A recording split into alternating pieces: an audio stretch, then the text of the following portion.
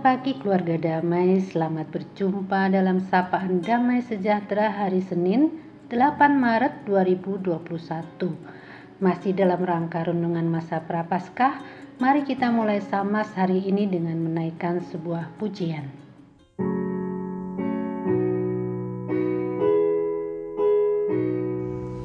Yesus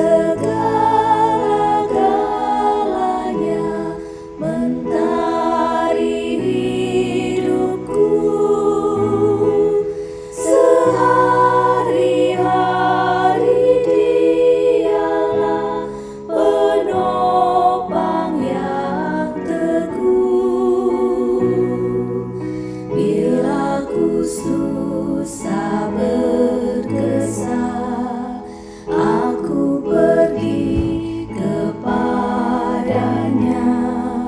sandaranku, penghiburku, sobatku. Yesus segala-galanya setia padaku, tak akan ku menyangkalnya, teman setiaku.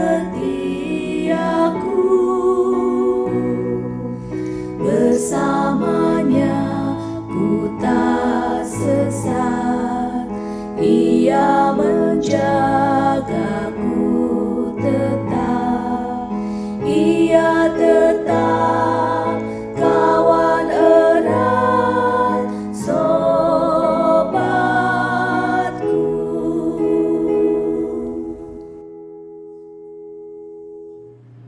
Mari kita berdoa. Allah Bapa yang mengasihi kami rindu untuk mendengar firman-Mu pagi ini, agar dalam kami melangkah, firman Tuhan menjadi pelita bagi kaki kami. Kiranya Roh Kudus menolong kami untuk dapat memahami kehendak Tuhan dalam hidup kami. Amin. Tema renungan pagi ini berjudul Hatiku Bait Allah. Diambil dari 1 Korintus 3 ayat 10 sampai 23. Saya akan membacakan ayat 10 sampai 16. Dasar bangunan. Sesuai dengan kasih karunia Allah yang dianugerahkan kepadaku, aku sebagai seorang ahli bangunan yang cakap telah meletakkan dasar dan orang lain membangun terus di atasnya. Tetapi tiap-tiap orang harus memperhatikan bagaimana ia harus membangun di atasnya. Karena tidak ada seorang pun yang dapat meletakkan dasar lain daripada dasar yang telah diletakkan, yaitu Yesus Kristus. Entahkah orang membangun di atas dasar ini dengan emas, perak, batu permata, kayu, rumput kering, atau jerami. Sekali gelap, pekerjaan masing-masing orang akan nampak, karena hari Tuhan akan menyatakannya. Sebab ia akan nampak dengan api, dan bagaimana pekerjaan masing-masing orang akan diuji oleh api itu. Jika pekerjaan yang dibangun seseorang tahan uji, ia akan mendapat upah. Jika pekerjaannya terbakar, ia akan menderita kerugian. Tetapi ia sendiri akan diselamatkan, tetapi seperti dari dalam api. Tidak tahukah kamu bahwa kamu adalah bait Allah, dan bahwa Roh Allah diam di dalam kamu? Saudara yang terkasih, surat Paulus kepada jemaat di Korintus pada pasal 3 ini diawali dengan nasihat tentang perselisihan. Seperti diuraikan di pasal sebelumnya, sifat-sifat jemaat di Korintus itu masih menunjukkan sifat manusia lama, mementingkan diri sendiri, dipengaruhi oleh ajaran filsafat dunia, memutarbalikkan kebenaran di 1 Korintus 1, dan adanya iri hati, perselisihan, serta kesombongan pada pasal 3. Karena itu jemaat ini disebutnya sebagai orang Kristen yang bersifat duniawi.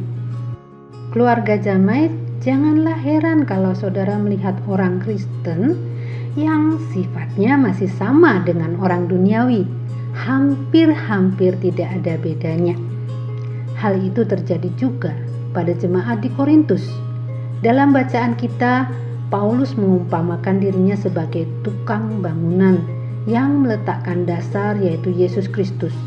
Kemudian orang membangun di atasnya dengan berbagai bahan. Ada bahan yang bermutu, ada juga yang asal-asalan saja. Namun, suatu waktu kelak bangunan itu akan diuji dengan api.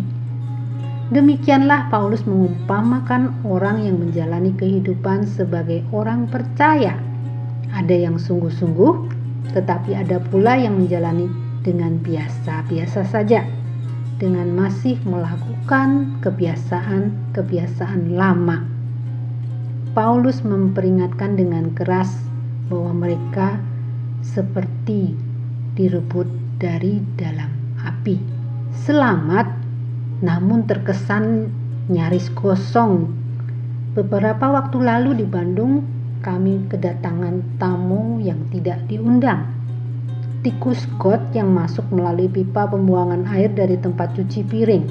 Saudara pasti sudah bisa membayangkan besarnya tikus yang sanggup menggerogoti pipa pembuangan. Ukurannya tentu sukses membuat kami histeris jejeritan. Kami panik, tidak berani membuka rak dapur bawah. Baru ketika pagi hari, tidak ada tanda-tanda kehadirannya, segera kami bersihkan dari segala kotoran bau yang ditinggalkannya. Lalu kami menaburkan kamper sebanyak-banyaknya. Kemudian yang paling penting, kami tidak lagi menaruh sampah di rak sampah dapur, tapi kami langsung membuangnya keluar. Demikian juga halnya dengan tubuh kita.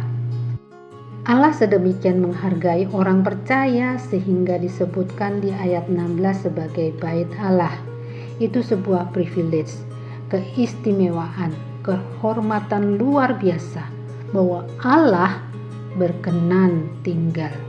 Dalam bahasa Yunani disebut naos atau dwelling place dalam kita. Jadi bagaimana mungkin kita masih membiarkan ada sampah dalam hati kita?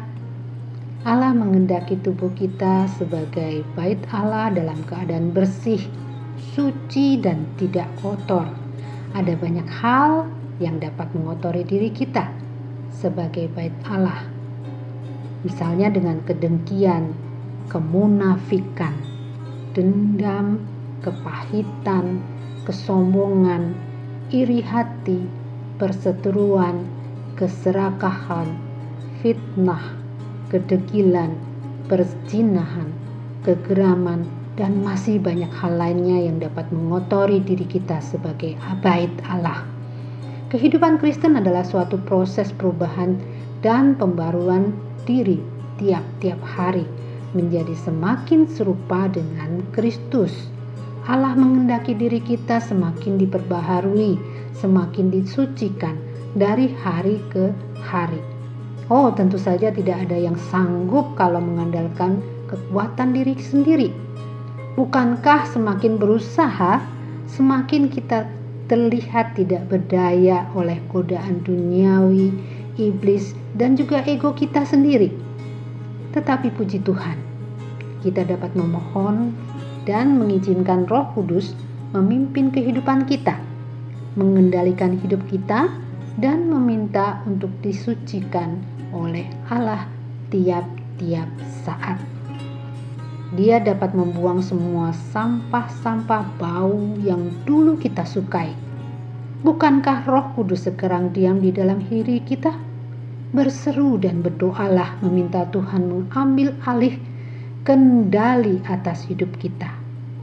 Allah harus bertahta di atas pikiran-pikiran kita, di atas keinginan-keinginan kita, di atas tindakan kita, dan mengendalikan segala ketakutan dan kekhawatiran kita.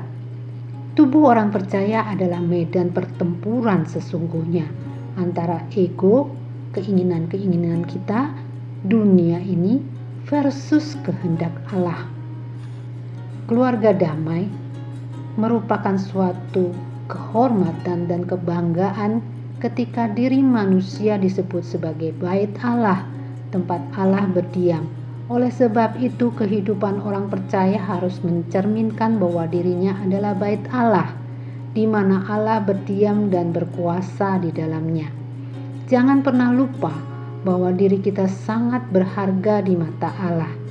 Jadi jangan biarkan tubuh kita dipakai untuk menyimpan sampah. Mari kita berdoa.